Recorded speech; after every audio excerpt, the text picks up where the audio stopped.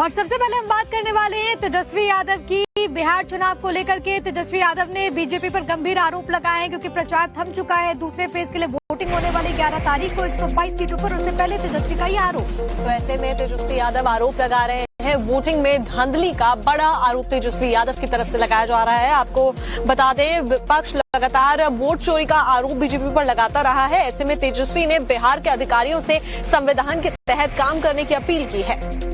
तो ये बड़ी खबर आपके टीवी स्क्रीन पर। वोटिंग में धांधली की साजिश का आरोप लगाया गया। बूथ को डिस्टर्ब करने की रची जा रही है साजिश। और उन्होंने क्या कुछ कहा, आपको सुनवाते हैं। एक बड़े नेता जो कई दिनों से बिहार में जो है डेरा डाल के बैठे हैं, भारत के गृह मंत्री, लगातार जो है अधिकारियों को फोन कराना, मिलना, निर्देश देना, ये सब वो काम कर रहे हैं।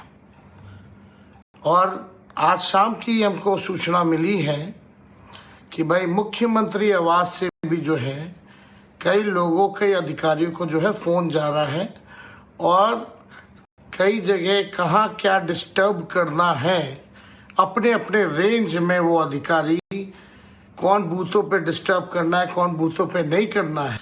बीजेपी उनके बड़े कद्दावर नेता, पूरा सीएम हाउस इसी मैनेजमेंट में लगा हुआ है। किन किन नेताओं को रात में उठाना है, विपक्षी दलों को, जो विपक्षी दल के जो नेता हैं, किन किन लोगों को रात में उठाओ, कौन सा बूथ कब डिस्टर्ब करना है, ये पूरा जो है उसी सिस्टम से ये लोग जो है काम कर रहे हैं। लेकिन मैं सभी अधिकारियों से कहूँगा कि न्याय कीजिएगा। अगर अन्याय कीजिएगा तो इस बार सब लोग मुस्तैद हैं। पूरी बिहार की जनता एक पांव पे खड़ी है। कहीं कोई गड़बड़ करेगा तो जनता मुंह तोड़ जवाब देने के लिए तैयार है। बिहार में एक तरफ आखिरी फेज की वोटिंग को लेकर सियासी सरगर्मी है, तो वहीं आरोप प्रत्यारोप का दौर भी जारी है। आपको बता दें, बीजेपी बिहार डिप्टी सीएम सम्राट चौधरी का लालू परिवार के ऊपर निशाना सामने आया है। उन्होंने कहा है कि लालू परिवार से कोई नहीं जीत रहा है। साथ ही साथ बीजेपी के सांसद संजय जायसवाल ने भी कहा है कि एनडीए 225 सीटें जीत रही है। हालांकि मीसा भारती ने सवाल पूछ लिया कि 400 पार का जो नारा दिया गया था लोकसभा के चुनाव में, उसका क्या हुआ। पहले ही फेज में दोनों गठबंधन अपने अपने आगे होने का दावा कर रहे हैं। बीजेपी का दावा है कि वो 2010 के नतीजों को दोहराने वाले हैं।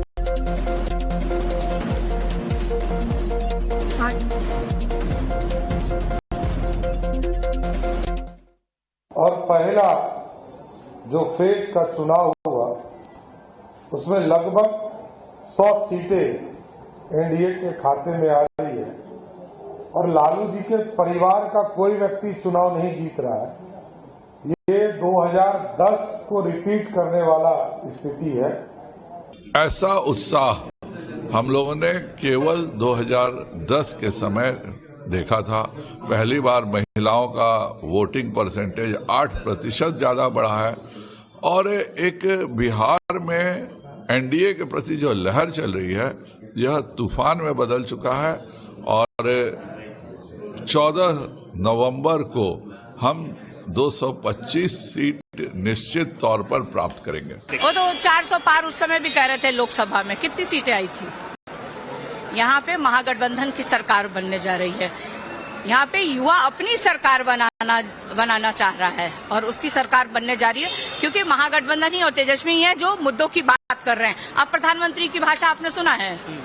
किसी भी सभा में कितनी सभाएं की हैं प्रधानमंत्री जी आकर के? चुनावी सभा 25-30 तो नहीं, उससे कम तो नहीं किए होंगे। लेकिन एक भी सभा में आप हमको निकाल के दिखा दीजिए कि बिहार के बारे में, बिहार की बेहतरी के बारे में, बिहार के बेरोजगारी के बारे में, बिहार के नौजवानों के बारे में उन्होंने कोई एक शब्द बोला हो। तो बहुत उत्साह है लोगों में और ये उत्साह परिवर्तन लाता है। ये भारी बहुमत से लोग जिताना जब चाहते हैं या किसी को हराना चाहते हैं, ये तभी इस तरह का उत्साह होता है। तो जाहिर सी बात है कि एनडीए को हराना चाहते हैं और महागठबंधन को जिताना चाहते हैं। इधर बिहार चुनाव में प्रचार पर नहीं जाने के लिए एसपी नेता आजम खान का बयान सामने आ चुका है। उन्होंने कहा कि वहां जंगल राज में मेरी जान को खतरा है। तो ऐसे में वहां जाना ठीक नहीं है, ये उनकी तरफ से कहा गया। और साथ ही साथ जो उनके आर्थिक हालात है उसका दर्द भी छलका। पत्रकारों से वो बात कर रहे थे और इस दौरान उनकी तरफ से कहा गया कि जो सुरक्षा है उसका खर्च मैं नहीं उठा सकता, मेरे पास इतना पैसा नहीं है। वो कहते हैं कि वहाँ पर जंगल राज है, मेरा न जाना अकलमंदी है। आजम खान से जब पत्रकारों ने पूछा कि वो बिहार चुनाव में प्रचार करने क्यों नहीं गए, तो उन्होंने इसका जवाब अपने ही अंदाज में दिया। जब सत्ताधारी दल ही कह रहा हो, जब देश के प्रधानमंत्री, गृह मंत्री, मुख्यमंत्री कह रहे हो कि यहाँ जंगल राज है, 20 साल तक जो लोग जंगल राज से निजात नहीं दिला सके, तो ऐसे हालात में मेरा जाना, जंगल राज में जाना कोई अक्लमंदी की बात नहीं थी। तो इन हालात में मेरे पास सुरक्षा के लिए गाड़ी खरीदना, सुरक्षा कर्मियों को उसमें बिठालना, उसके लिए ड्राइवर और तेल का इंतजाम करना मुश्किल ही नहीं, नामुमकिन है। देश में मुस्लिम पीएम को लेकर जो बवाल है वो बढ़ता हुआ जा रहा है। संभल से जो विधायक हैं इकबाल महमूद, वो ये कह रहे हैं कि अगर पाकिस्तान न बना होता तो हम भी प्रधानमंत्री बन जाते। हालांकि यूपी सरकार के मंत्री ने पलटवार किया है, उनकी तरफ से भी तमाम बातों का जिक्र किया गया है, लेकिन इकबाल महमूद के बयान का समर्थन एक तरीके से मौलाना शहाबुद्दीन रिजवी ने कर दिया है। इकबाल महमूद संभल से समाजवादी पार्टी के विधायक हैं। न्यूयॉर्क में मुस्लिम मेयर बनने के सवाल पर वो कह रहे थे। इस दौरान उनका दिया बयान अब सियासी विवाद की वजह बनता नजर आ रहा है। पहले आपको सुनाते हैं इकबाल महमूद का बयान और उसके बाद उनके बयान पर हो रहे वार पलटवार आपको दिखाएंगे। हम तो उस दिन को कोसते हैं, आज हमारी हालत ये थोड़ी होती है। अगर पाकिस्तान न बना होता तो, पाकिस्तान अगर न बना होता तो हमारी हालत ये थोड़ी होती आज। तब हम भी दावेदार हो जाते, क्योंकि हमारी संख्या बराबर की हो जाती, हम भी दावेदार हो जाते कि हम भी प्रधानमंत्री बन जाते हैं हमारे भी। अरे भाई वहीं चले जाएं, वहाँ की बात कर रहे हैं, मैं जो वहाँ की बात कर रहे हैं वहीं चले जाएं। अगर अखंड भारत होता, पाकिस्तान, अफगानिस्तान और बांग्लादेश जैसा कि पहले भारत के ये सब हिस्से थे, अगर ये 3 मुल्क भारत में होते तो आज मुसलमानों की आबादी का तनासुब बराबर होता और फिर यहाँ पर प्रधानमंत्री मुसलमान बन सकता था। 1947 के बाद से लेकर के 77 साल आज तक कोई भी प्रधानमंत्री मुसलमान नहीं बन पाया। चलिए बात करते हैं शशि थरूर की, जिन्होंने एक पोस्ट किया लालकृष्ण आडवाणी को, उन्होंने जन्मदिन की शुभकामनाएं दी। यहाँ तक तो ठीक था, लेकिन उन्होंने जो कहा उससे कांग्रेस को ऐतराज है। तो शशि थरूर के इस पोस्ट की वजह से सियासी बवाल बढ़ता जा रहा है। इस पोस्ट में उन्होंने आडवाणी को बर्थडे विश किया था। हालांकि बीजेपी ने कांग्रेस पर पलटवार भी किया। पूनावाला ने कहा कि नाजी कांग्रेस अब फतवा जारी कर रही है। डॉक्टर थरूर की केवल इतनी गलती रही कि उन्होंने एलके आडवाणी जी को हैप्पी बर्थडे बोल दिया। भारत रत्न है, सीनियर नेता है, इतने ऊंचे पद पर रहे हैं, पर कांग्रेस को नागवार गुजरा, क्योंकि कांग्रेस तो आईएनसी, इंडियन नेशनल कांग्रेस नहीं, इंदिरा वाली नाजी कांग्रेस है। इंदिरा जी की इमरजेंसी मानसिकता और नाजी कांग्रेस की तरह बिहेव करना।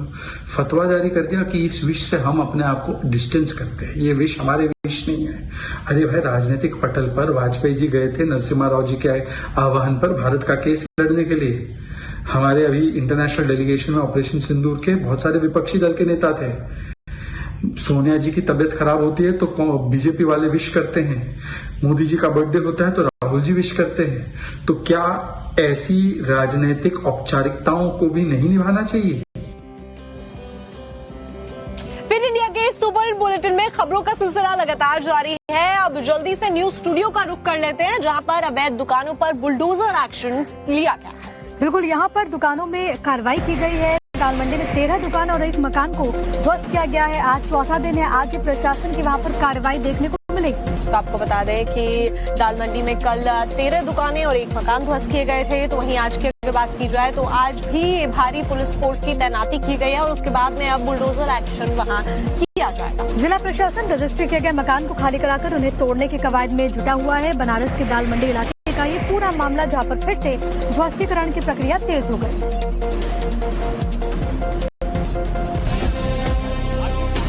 वाराणसी के दाल मंडी इलाके में मौजूद हर दुकानदार इन दिनों डर के साए में जीने को मजबूर है।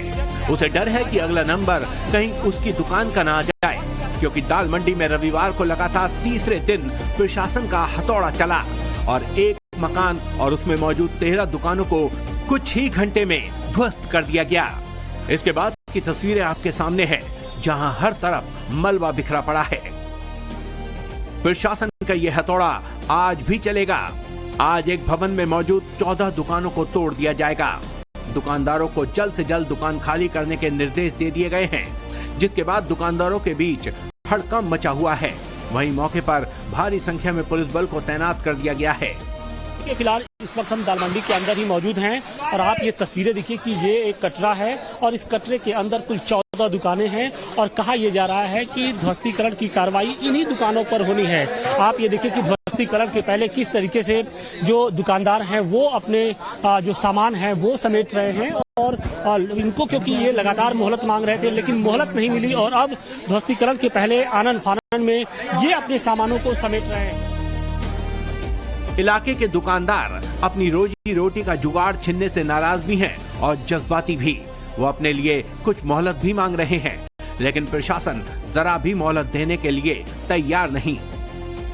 मेरे पास मैंने बाइक पोस्ट भी कर रखा हुआ है, सारा डॉक्यूमेंट्स अपनाइए। ये सुप्रीम कोर्ट का ऑर्डर भी हमारे पास है कि चलिए आपको 4 दिन एटलीस्ट समय दिया जाएगा, तोड़ने से पहले बताया जाएगा। मेरे को वो भी नहीं बता रहे, वो भी नहीं मान रहे उस समय तो नहीं मान रहे। PWD के अधिकारी है हमारे, इसका साइन हमारा ये फोटो खींचे हैं, अधिकारी को पोस्ट किए हैं, आगे उन्होंने रिसीव नहीं किया। वहीं प्रशासन का कहना है कि दुकानदारों को जायज वक्त दिया गया था, लेकिन उन्होंने तय मियाद में अपनी दुकानें खाली नहीं की। धीरे धीरे जो है अब जैसे जैसे हमारा डॉक्यूमेंट्री एविडेंस कंप्लीट होता है,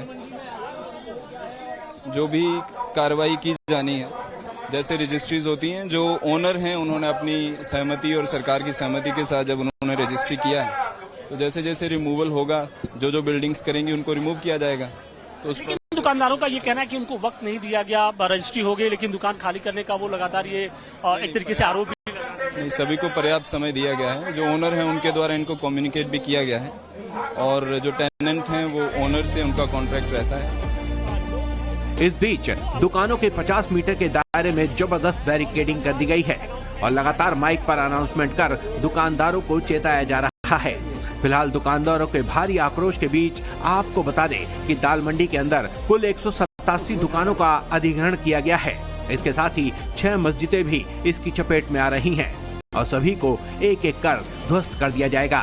इसलिए आगे आने वाले दिनों में ध्वस्तीकरण की ये प्रक्रिया और भी तेज हो सकती है।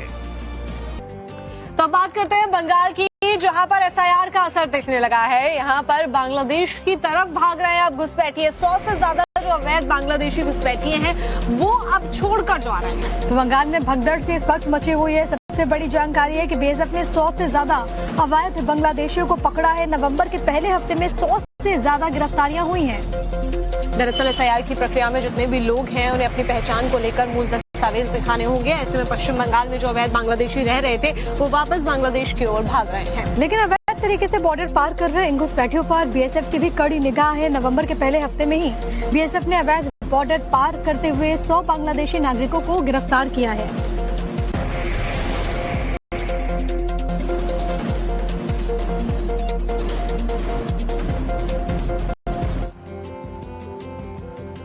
चलिए आपको ग्राफिक्स के जरिए कुछ बड़ी बातें बताते हैं कि कैसे इन अवैध बांग्लादेशियों को पकड़ा गया है। नवंबर के पहले हफ्ते में 100 बांग्लादेशी पकड़े गए। तो वहीं BSF ने अवैध तौर पर लौटते बांग्लादेशी पकड़े हैं। आपको बता दें 2 नवंबर को 11 और 3 नवंबर को 45 बांग्लादेशी पकड़े गए हैं। 4 नवंबर को 38 घुसपैठियों को बॉर्डर क्रॉस करते वक्त पकड़ा गया। बॉर्डर से सटे बंगाल के बाकी के जो जिले हैं वहां पर भी हालात ऐसे ही बने हुए हैं। वहीं बात करें मुर्शिदाबाद की, मालदा की, 24 परगना, नादिया में ये भगदड़ जैसा माहौल अब देखने को मिल रहा है। BSF ने तमाम बॉर्डर इलाकों में निगरानी भी बढ़ा दी है। नए वोटर फॉर्म 6 के आवेदन 9 गुना तक बढ़े हैं। तो देखिए किस तरीके से वहां पर भगदड़ मची हुई है SIR को लेकर के आरोप प्रत्यारोप, और इसी बीच यहाँ पर कार्रवाई भी लगातार देखने को मिल रही है। चलिए बात कर लेते हैं प्रदूषण की, क्योंकि दिल्ली NCR में लोगों की दिक्कतें काफी ज्यादा बढ़ रही हैं, क्योंकि प्रदूषण की मार आम जनता लगातार झेल रही है। प्रदूषण के खिलाफ में प्रदर्शन होता है। हालांकि जो प्रदर्शन था वो प्रदूषण के खिलाफ था, लेकिन यहाँ पर भी सियासत आ गई है और अब बार पलटवार का सिलसिला शुरू हो गया है। कैसे, देखिए। राजधानी दिल्ली बीते कई हफ्तों से सफेद चादर में लिपटी हुई है। ये सफेद चादर कोहरे की नहीं बल्कि हवा में घुले उस जहर की है जो इंसानों की सांसों पर भी संकट बना हुआ है। राजधानी में AQI 400 के पार जा पहुंचा है। चेतावनी है, ये आगे भी बढ़ेगा। सैकड़ों की तादाद में लोग यहाँ पहुंचे हैं, नारेबाजी कर रहे हैं, विरोध प्रदर्शन कर रहे हैं और हाथों में तख्तियां हैं और जुबान से जो नारे निकलने वो दरअसल यही है कि प्रदूषण हटाओ और पशु बचाओ। सांसों पर संकट आया तो इंडिया गेट पर तमाम पर्यावरण एक्टिविस्ट प्रदर्शन करने पहुंच गए। हाथों में तख्तियां थी जिन पर बड़े बड़े नारे लिखे थे। 2 मिलियन मतलब कि 20 लाख लोग मरते हैं प्रदूषण से हर साल। रेबीज की क्या संख्या है? 54। लेकिन कोर्ट ने क्या बोला कि पटाखे बजाओ, पशु हटाओ। में हम सिर्फ और डेवलपमेंट के नाम पे हम सब चीज काटते जा रहे हैं, पेड़ों को काटते जा रहे हैं, घर बनाते जा रहे हैं, और कार्स आएंगी और चीजें आएंगी तो फिर पोल्यूशन ही होगा और क्या होगा। साफ हवा और पानी के मुद्दे को लेकर ये लोग इंडिया गेट पर जुट गए, लेकिन सरकार को रास नहीं आए। पुलिस ने इनसे इंडिया गेट को छोड़ने की अपील की, लेकिन जब नहीं माने तो जबरन उठा लिया गया। जमकर बवाल हुआ।